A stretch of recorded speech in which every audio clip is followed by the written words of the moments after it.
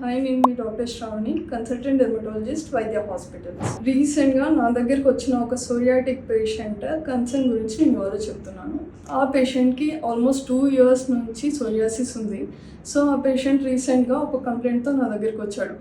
రీసెంట్గానే మళ్ళీ నాకు కొత్త లీజన్స్ వచ్చాయి, సో నేను ప్రీవియస్గా ఇచ్చిన ఆయింట్మెంట్సే యూజ్ చేస్తున్నాను అని చెప్పేసి వచ్చాడు.